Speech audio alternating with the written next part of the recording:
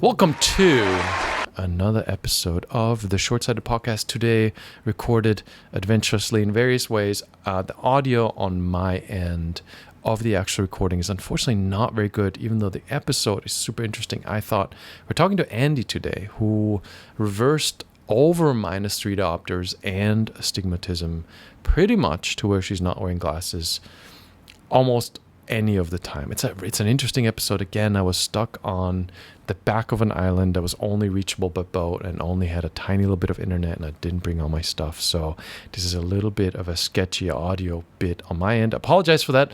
Hope you still enjoyed anyway, yeah. Here is Andie. My first normalized prescription was -3 right eye, -2.75 left eye. Mm-hmm. And before then?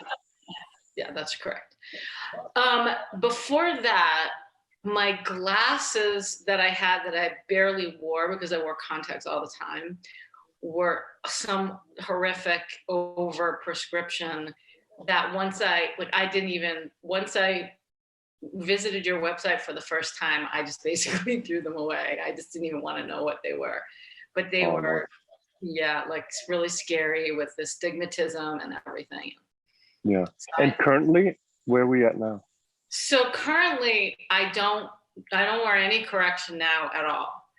I honestly don't know if that's ideal for me at this point, but I stopped wearing any correction 2 years after I started the program, and I started the program September of 2015, I think it was. Mm-hmm. So by the summer of 2017, I had gotten down to like a -1. And I just said, I probably made a mistake and just said, like I did -1 for whatever it was, 3 to 4 months. And then I didn't go below that. I have a pair of -0.75, but I just never started wearing them with any regularity. So I just kind of stopped wearing glasses. And I don't know if that was a big mistake. And I haven't really worn glasses since then. What made you think that it might be a mistake? Really, honestly, recent a podcast of yours that I listened to. I stumbled upon your podcast, which I didn't know existed until whatever, I don't know what it was, a month or so ago, and so happy that, oh my God, there it is. I can't believe I didn't even know that it was out there because obviously. I'm terrible at promoting things. No, well, you may be terrible at promoting things, but I am a wonderful non-consumer. So I'm not a good metric for you. Yeah. Do you do any eye chart or any other like measurements with the non-glasses or the minus? Oh yeah. I have an eye chart up in my house, and there are certain strategic moments in my very structured day that I'm focusing that Snellen. Yeah. Yeah. And which lines can you see without glasses? Oh, I can see. Sometimes it takes a lot of patience and active focus, but I can focus the whole thing without glasses. Well, so it's probably not a big mistake to not wear glasses. Well, it's good to hear you say that. Yeah, I mean, it sounds like it's really, you know what I mean? It's really down to if you can function properly, you can recognize people's facial expressions. You're not straining yourself. You're not going, because for the most part, for most people, if you just take your glasses off long enough and you're wearing them regularly, you just get this feeling of, I call it, for me, it's like claustrophobia. I just feel like I want to see, like the blur is closing in on me sort of feeling. And there are exceptions. There are people that just throw away glasses and do crazy stuff. But generally speaking, if you're not putting on those -1s and having this big relief moment, then you're fine. No, if anything, I find it, I will say that. So after listening to a couple of your podcasts and hearing the whole thing about, it takes so long to get last diopter. And I thought, oh, I wonder if I made a mistake. So I tried a -1 from time to time, just a couple times inside, never outside, because I don't need anything outside. And then a -0.75, and I put it on, and it made a difference inside. You know, things were definitely crisper. Yeah. But then when I took them off, and I didn't put them on for very long, but when I took them off, I was noticeably impacted than if I had never put them on at all before. And I think psychologically that made me uncomfortable. So I just said, yeah. So I just said, you know, I'm just gonna not wear them. But you should hear this. This will be motivation for you. So I was wondering if I had kind of plateaued, and then I found your website or your podcast and started listening to them, and hearing other people's experiences and other people's ages, because I started the program when I was 46. I'm 51 now. Mm-hmm. And I wondered if this, you know, sort of possible plateau that I thought I was in was because of my age or something. Mm-hmm. And then I heard people older than me who started it in their mid 50s, you know, and continued to show improvement. And so I was no longer worried about the age factor. And as soon as I started listening to your podcasts, break through the plateau. Oh, see, now I need to use that soundbite. It's the woo-woo part. It's real. It's so real.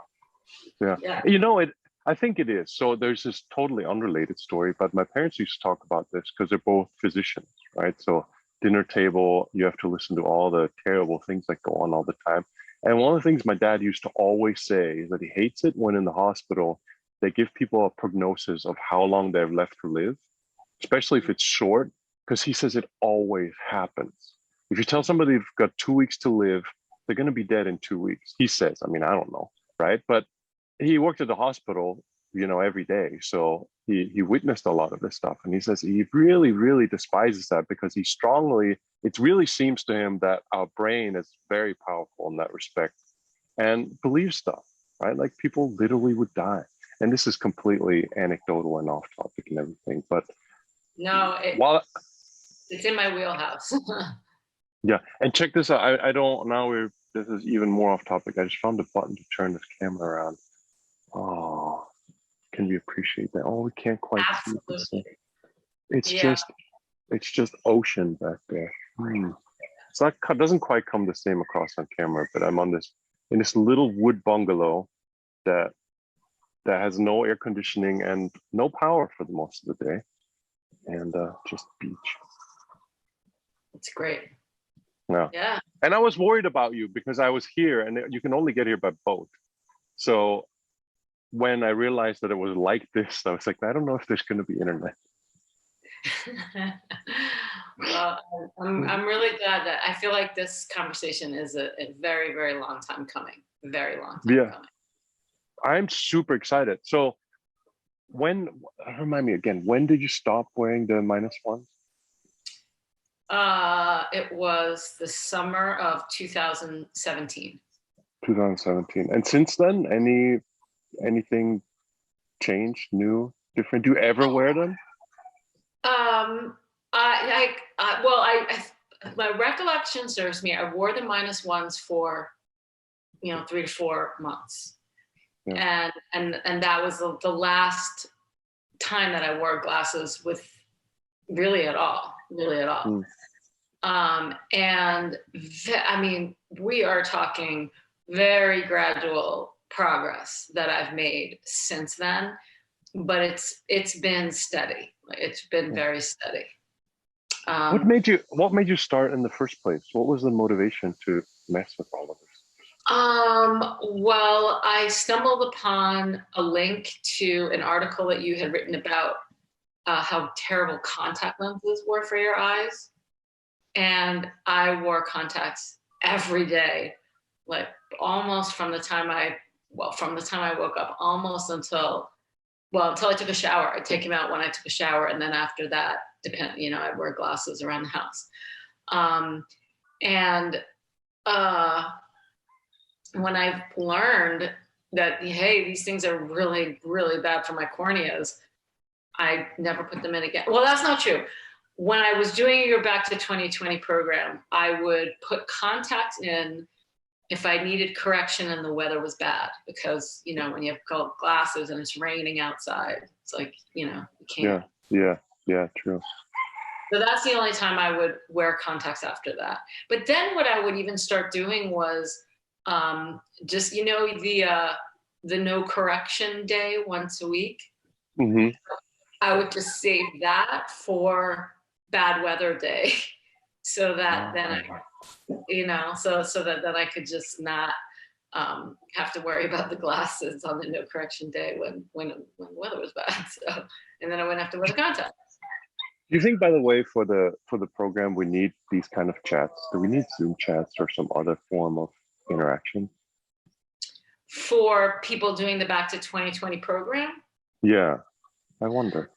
Like sometimes I feel disconnected. Like I see, you know, whenever somebody takes an invite, signs up, I see that, and I kind of sort of want to be like, say hello and meet them, but the time zones are weird, and then For me, for sure, I would have benefited from it, but you know, not everybody is the same in that regard, you know. So but every now and then I would have a very specific question, like clarifying instructions for, you know, one of the, I don't know what, like lessons or whatever, units, I don't know what to call it, that really wasn't abundantly clear from the instructions for the day. And even if I tried to search for an answer to that specific question in a forum or something, I wasn't able to get it answered. So that was the one thing that was maybe a little frustrating, but you know, overall, it really worked for me. I mean, and I was very, I was a good little student. I followed it as exactly as I possibly could. Which is great. So many people don't in general. Like the biggest thing, and I get that, we have this conversation in the community forum again, where there's a lot of people, smart people especially, who read the basic stuff, get it, and then they think we can skip half of it or reassemble it, and it usually doesn't work out. And I always keep saying it because I'm like, this is not my idea. It's just many, many years and many people's experiences. And this exact approach is what works the most reliably. And the more you deviate, the more you run into all the things that didn't work for people. So yeah, that's good for you. That was the motivation. I said, okay, well, you know, if this guy has the experience that this is going to reach the most number of people and make it the most efficient process, sign me up. That was it. Yeah, but go ahead. Because I have to support it. So I try to be, you know what I mean? Like the less support questions there are, the better it's working. So that's why I'm always trying to tweak it to the point of we don't need a whole lot of it. When did you start to wear corrective lenses in your life? I got my first pair of glasses in college, maybe my freshman year of college. Mm-hmm. Oh, wow. Did it change anything? No, I mean, I only wore them for driving and for class and for lectures. I don't remember needing them in high school to get through, but you know, I wasn't sitting in a big lecture hall with, you know, a blackboard or whatever so far away. So, but I did wear them in lecture, but I didn't wear them in between because I hated the way they looked. They weren't comfortable. So, and I don't remember anybody ever saying to me, "Oh, you need to wear these all the time." And I did that. Yeah. So that's what I did all through college and vet school. And then I think the real destruction of my vision, that really started when I got contact lenses, because then I started wearing them all the time. And I would wear them. If I were reading a book, I'd be wearing my contact lenses because I didn't want. So how is it now? How is it now, the life without glasses? Does it ever get weird? Like, for example, I'm just saying this because sometimes it, like, random things happen, like it rains outside and my brain still goes, oh crap, because I'm thinking my glasses are going to get all raindrops on it. That doesn't happen to me probably because I wore contact lenses for most of my adult life. Yeah. But let's see, what could I say about the only thing I will say, and this is, I was an absolute voracious reader ever since, as soon as I learned to read as a child. It was just, one of my favorite things to do in life was to read. And when I started this program, I kind of gave that up.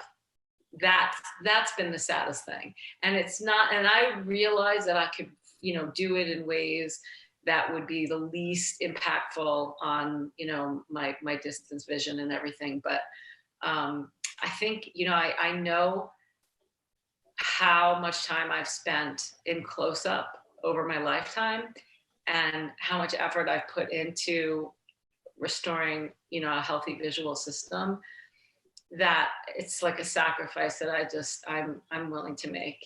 And it's kind of sad. It's kind of sad. Audiobooks are good. They work. But you can also experiment with this, because for one, you have the eye chart, right? So if you read a book, ideally it's not like, the lighting is really important, right? Like if you've got natural daylight and you keep a good distance, and then just compare the eye chart, right? Like there's nothing will happen short-term, surprisingly, where like you read a book and whoops, my vision, now I need glasses again. There might be a little tiny bit of, it's taking you longer to focus the last line than it did before. And then you go, okay, how long do I need of not doing this till I'm back to normal? And you find a balance. Like there's no need to not be reading.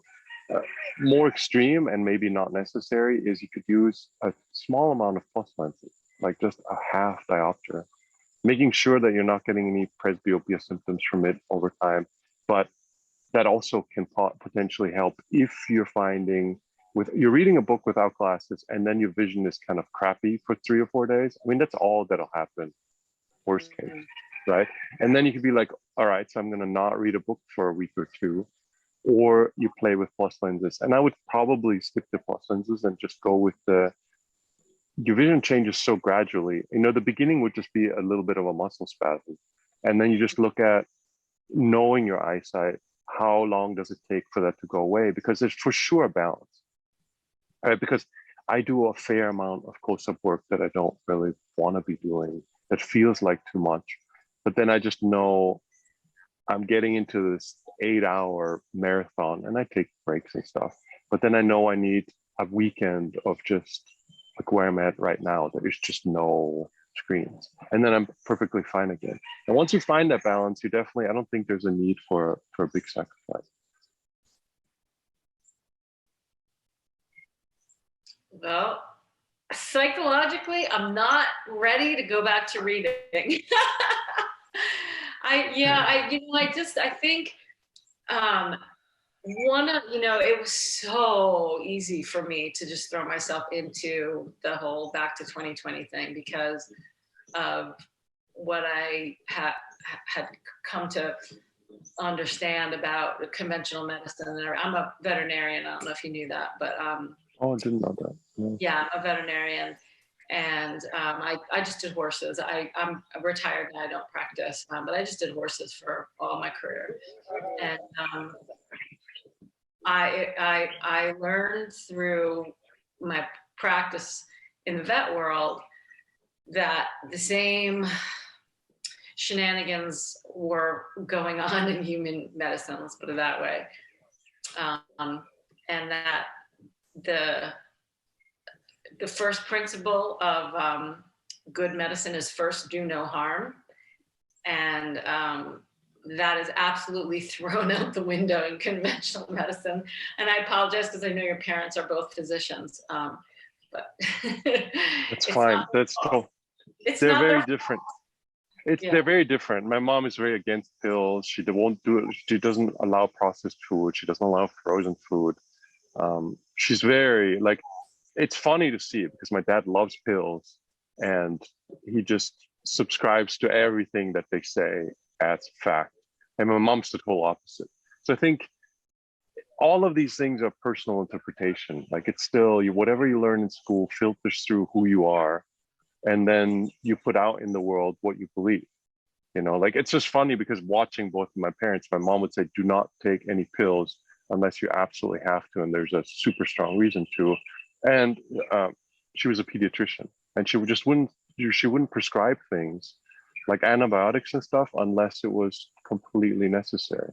Whereas my dad, would just throw pills at everything. So I think, I see that there's a pretty wide range, and it depends a lot on how people interpret the book. Right. Yeah. I don't know how things are taught, in medical school. I only know obviously my own experience, but I saw the things that happen to horses and all animals in the name of veterinary medicine, and it's not good. Not good. So I figured the same thing must be going on for humans. So yeah, for sure. I mean, there's definitely, I've had a fair amount of experiences that I didn't love. I think I may have told this story. I was at the hospital a few months ago because I just had lower back pain and I wanted to know if it was like a kidney thing. And I went through the whole giant kidney process. It wasn't that. And the doctor just said, you have lower back pain because you're old and you need pain medicine. That was no. Well, that's almost just that. That was amazing. I couldn't believe it. I had him repeat it because I'm like, you mean just in general? He's like, yep, you're just old. Oh boy. Okay. Well, I went through a really horrific but educational experience with very, very severe chronic pain on the right side of my body. It didn't cross midline, just stayed on the right side of my body. It was triggered by a misguided physical therapist who decided that I had a back issue, which I did not have. He put me through some protocol for a bulging disc. And my body responded by like seizing up with all this pain. The pain on my left side of my body, that went away. But I was left with just absolutely excruciating, debilitating pain on the right side of my body. And it took me years to figure out how to make it go away. But I learned and I made it go away. And it was a great educational experience for me. I'll tell you that much. Yeah. Yeah. Oof, that sounds not fun. It wasn't fun, but I discovered, and we're totally going on random topics. I started Jiu Jitsu, the wrestling style thing, a while back, and I couldn't sleep on my left side for many years already. Like I can lay on my left side, but it gets super uncomfortable. Just a bunch of stuff. I can't sleep on it. And just for example, this morning I woke up on my left side again, and it blows my mind because I'm just like, how is this? It's just all the moving and stretching and squeezing and stuff apparently fixed things. And I would also guess, well, you tell me, because I don't know anything specifically about jiu-jitsu, but I know a little bit about martial arts. My husband is big into karate. He's like a 6th or 8th degree black belt. And I did a little bit of karate, but I couldn't get into the whole like sparring thing. And so once that started, I quit. But the way that martial arts, and I don't know if jiu-jitsu qualifies, I think it would, the way that they kind of symmetrify how you use your body, I think. Like you have to be able to, I don't know. I mean, I guess it's a question, but I don't know. Maybe. Because all the movements through, and for sure karate, you learn all these upper body movements and these lower body movements, and you learn them equally left and right. So that's going to help balance attention patterns and throughout your body. But yeah, just moving and moving a lot just releases tension and thins it out. Yeah. It's weird how things work. But it isn't weird when you start to think about how, I know. Like, I mean, it makes sense with with myopia and restoring your vision, and it certainly made sense for me with getting myself out of pain. Well, how is the organism designed to survive in its indigenous environment or natural environment? And if you can put into your daily routine as much inputs and stimuli to simulate, mimic, or actually, recreate those kinds of natural stimuli, whether it's movement, whether it's visual, food, I mean, whatever it is, that balances your physiology. And when your physiology is balanced, that's when you become resilient, and that's when you heal.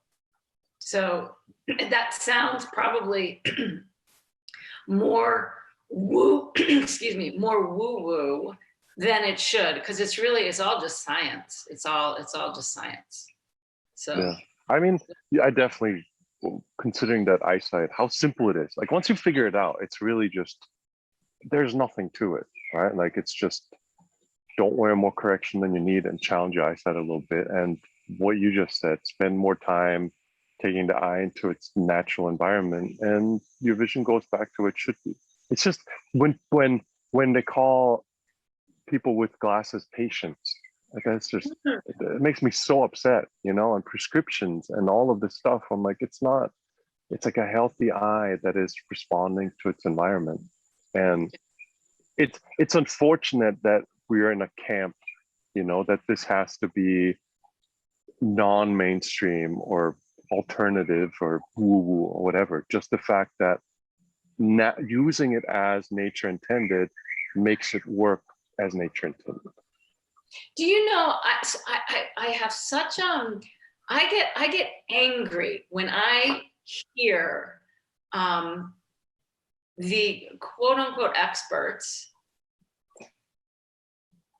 and the ones that are coming from a good place, and they still talk about myopia as if it's the elongation of the eyeball, as if that's caused by the close-up work.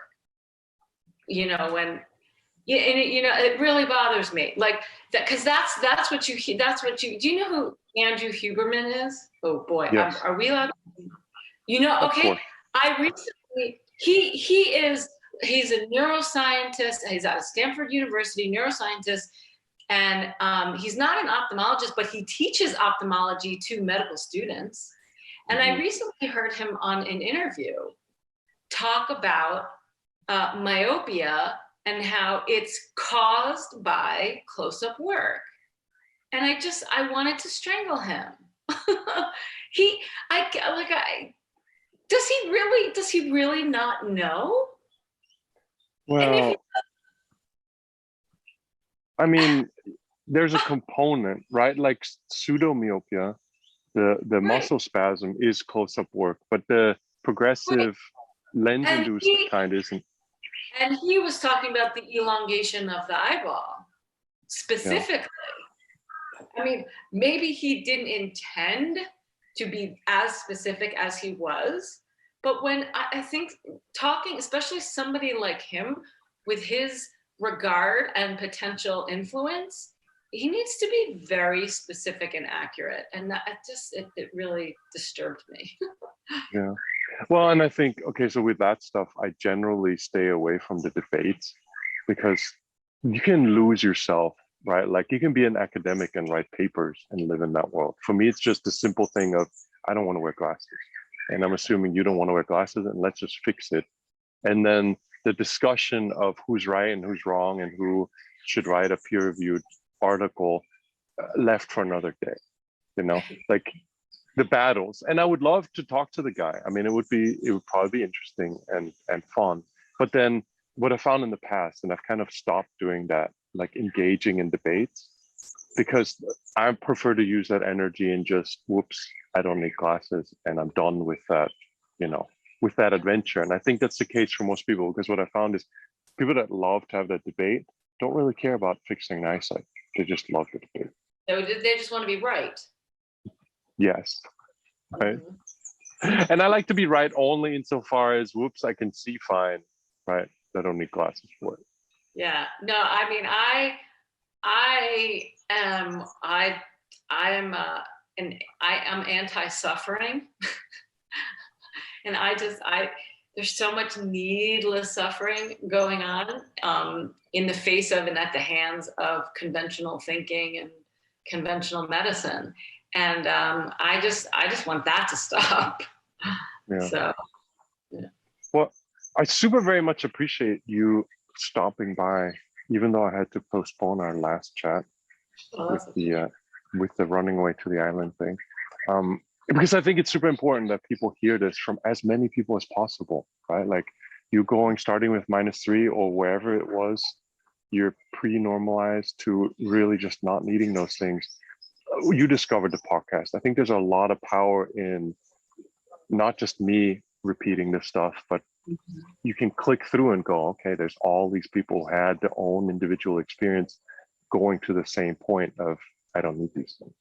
Yeah, and hearing, I mean, it's made a huge difference for me hearing other people's very specific experiences. And the one you recently did, I think it's an old one, but somebody with a lot of astigmatism, and this person was able to reverse almost all of their astigmatism and just get down to cylinder. Yeah, I'm trying to remember who that was. Was it a dentist? No, it wasn't a dentist. He was somebody else. That was somebody else. I can't remember. We have the good fortune. There's enough people, thankfully, that I'm actually getting lost sometimes on who said what. Mm-hmm. So do you get a lot of people wanting to come on your podcast? The problem is I have to go, hey, we have a podcast. And just like what you said, a lot of people don't realize it. And then I have to do the inviting and I have to manage the schedule. And the experience you had is that like my schedule is very variable. So it's difficult for me. So I don't do a lot of them just because I have to commit to that time. And so much I don't know what I'm doing, 3 weeks from now. So I don't love to do that. So there could be a lot more episodes and there should be, but I'm not committed enough to make them. But yeah, there would be. We could do one every day, probably. So, why? So you were in Bangkok for most of the pandemic, and then it started right when I arrived there. It wasn't my intention to be there, but that was where it started. So I got stuck. And so, how long are you going to be there for? I don't know. It's lots of things in flux because family stuff and things, and it's all limited by things I can't control. So I'm just waiting. Fortunately. Yeah. Well, it looks like an amazing place, an absolutely amazing place to be. That's for sure. This does, and this was just because it was a friend's birthday party that I couldn't skip, and it's a remote part of this island that you have to take the boat to. They turn the generator on at 5 p.m. so you get some electricity. It's kind of fun. I enjoy it. And the cool thing is, everybody who's here is not playing on their phones, because other than this particular spot where for some lucky reason right now there's internet, there's generally no internet. So all the people are actually communicating face to face, which is nice. Yeah, for sure. That is nice. Yeah. I had a couple of questions for you. But can I ask a question about the astigmatism? Yeah, for sure. So I know that I had some small degree of astigmatism, and when I started your program, I actually was able to work with an optometrist who was quite open and helpful for me. That was really nice. And he said that whatever astigmatism was in my glasses was small, and that most of the time I was wearing my contacts anyway, and there was no astigmatism correction in that. So I made the choice to just say, okay, no astigmatism correction. Then at whatever module of the Back to 2020, you have including the astigmatism correction exercise. You know, the one where you cover an eye and, you know, that. So I did that like as religiously as I could every day. And I have no idea, you know, what it did for me or what it didn't do for me. I just did it like a good little student. And then when I stopped wearing glasses, I stopped doing any astigmatism correction exercises. Mm-hmm. So I don't know if would you encourage somebody to do that without glasses at all, or do you get any ghosting or double vision or any kind of directional blur that you notice? I don't know if it's directional blur. That I'm not sure. Ghosting for sure. And it comes and goes. It's definitely been way better of late. And I didn't know that it was called, I figured out what you meant by ghosting because I'd heard you use the term a couple times during the podcast. Mm-hmm. And I thought to myself, now I know what that is. So yeah, there's definitely ghosting from time to time. It's way better now than it used to be. So yeah. So that's really the thing. And the way you notice is like the symptom of the astigmatism is less noticeable close up than distance. And it's more noticeable in lower light, lower contrast. The same as with myopia. When your eyes are more challenged to see in adverse lighting conditions, you're going to notice it more, right? And you're going to know, it's almost like what you said. Sometimes the term is confusing and sometimes you don't realize that the blur isn't blur, it's a misaligned image, right? So sometimes blur is just blur, like everything's equally blurry, but sometimes it's actually like a clear image and then one or two or multiple ghosted lighter versions of the image that are kind of offset from the main image. So it looks like blur, but it's actually just the image won't align because of the astigmatism, right? So and it's kind of the easiest way to tell is it with lines that are next, like perpendicular. Is that the word? The perpendicular lines, especially if you can get them in different angles, you can see if there's any of that. With text, it's easier. With straight lines in general, it's easier to tell when you're getting that. And individual experience, right? Because generally speaking, as long as that effect is minimal, your brain, your visual cortex, part of its job is to align those images, right? Because what the signal that comes from your eyeballs is not perfect ever. And despite all the mechanisms, the cornea is not perfect. Just none of it's perfect, but it's consistent.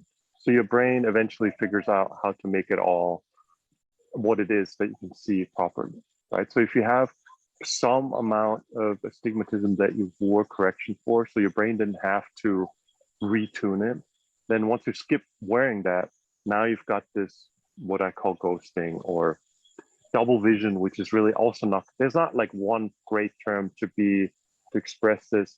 There's a main image and then there's a little bit of a misalignment, like a copy of it that's not correctly aligned.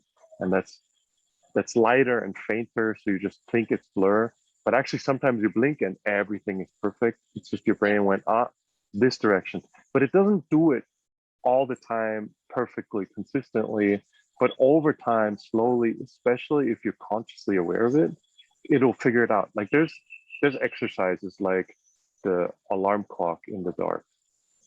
It'll be super noticeable on that because now you're in a completely dark environment and the LED lights of an alarm clock that you look at night, you'll see, you know, it'll say 7 p.m. and that 7 will have another 2 lines of that 7 kind of offset from it. And it's a good example of a way that you can really look at that. You may need more distance. The closer you are to it, the less noticeable it might be. And then if you're just staring at it, you can literally observe your brain moving that second 7 around, and eventually it aligns. And that's the activity. So your brain is doing that. And if you're actively aware of it, and I don't like eye exercises in general, but if you find a scenario like this where you notice the misalignment consistently, and you can almost just meditatively look at it and observe how it's moving around, literally your brain going, how do I get this thing into quote unquote focus? If you do that, you don't have to do it religiously all the time, but if you find a moment in the day to take 5 minutes to align a thing that tends to be misaligned, it's really useful for that not to just become something your brain just accepts. And it generally won't anyway, but it's more useful and tends to work quicker when you have a thing that you can play with that, like the alarm clock. Okay. Does that make sense? Yeah. Well, I think that, I just kind of do that as much as possible anyway. I probably do it too much. That would be my guess, that I do it too much. Yeah, and there's too much. There's definitely too much. Like I always joke that we need a personality quiz and then change the program based on the personality, because there's people who skip everything and just do whatever they like. And then on the opposite end of the spectrum, there are people who follow it religiously and maybe do too much of it, because stimulus and strain is the same thing, right? Like stimulus is just trained to a point where it's usable to affect change. And any more than that, it's not going anywhere useful. So, but there's no definitive, I can't tell you exactly what's too much doing this alignment practice. But if you do it for 5 or 10 minutes in a day, that's plenty. It's a little bit, but consistently that really helps. Yeah, okay, that's good. That's because now I'm thinking, okay, maybe I don't do it too much. So yeah, that's good. Yeah, because there's people who do that. I mean, I've had stories of people that I've mentioned that you can improve your eyesight just by looking at the eye chart if you're stuck indoors as a side thing. And there's a guy I talked to who did it for like 3 hours a day. And he ended up with closing his eyes, still seeing the eye chart. And it became like a burnt in image for a while that he was trying to get rid of. And I'm like, well, I guess I need more disclaimers with these things, because, right, like I'm never able to point out every single possible variation of every detail, and people interpret it as they will. And this guy thought more would be better, and definitely not. Wow, that's kind of scary. Yeah, it's kind of. That really is. But like personality types and focus, and some people just have that. I'm just going to do more of it then, and it'll be faster, better. I mean, it's kind of common to have that attitude. But that, like, you could actually stare at the eye chart for long enough that it becomes a burnt out image on your. That's scary. He would just see the eye chart and everything, and he was all freaked out about it. I'm like, oh man, yeah, that's a rough one. But you know what, though? I mean, that like, I would imagine that would correct itself pretty quickly. Like your brain would pretty quickly figure out that, okay, we can let go of that image, if you know what I mean. I would think. Yeah, he did figure it out, but he definitely, the message was freaked out, and it had been going on for a little while, like longer than I would have hoped.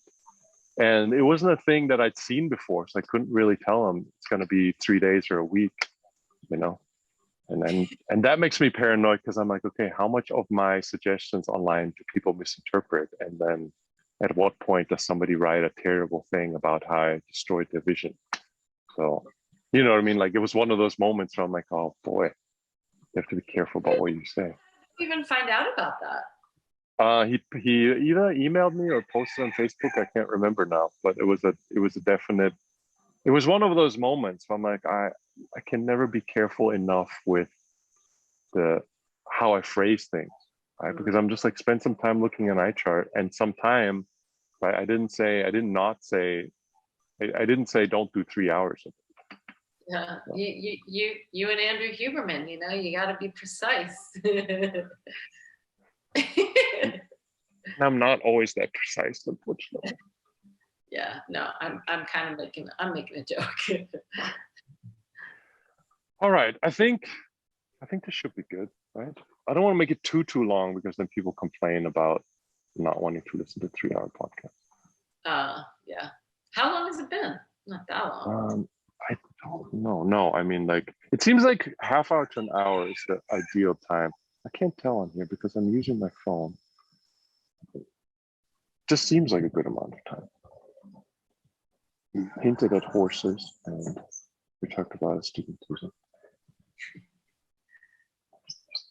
So nothing left in the journey, right? Other than not wearing the glasses and a little bit of astigmatism stuff. Well, I mean, I'm hoping that I'll continue to, experience it just sort of easier and more consistent, less delicate clarity, because that's the one thing that I definitely, certainly by, I would say 2-3 o'clock in the afternoon, like my best vision moments are done for the day. And it's like clockwork, but after 2 or 3 o'clock, it's going to be really hard to focus the eye chart. And so that's a definite thing. So I would like for that to get longer. I would want my indoor vision to continue to improve. Recently, I would say maybe the last month, I've really started to feel a lot more, or experience a lot more clarity inside in the afternoons and the evening. But every morning I wake up and I have the perception that I'm seeing just a little bit more easily this morning, even than yesterday, like every day. It's really that's so encouraging, even if it doesn't last all day, I still have that experience every morning. So, and we all do, I think, because I have moments like this. I mean, like, for example, here last night, late night, I get to the point where my eyes are just not completely thrilled at 2 a.m.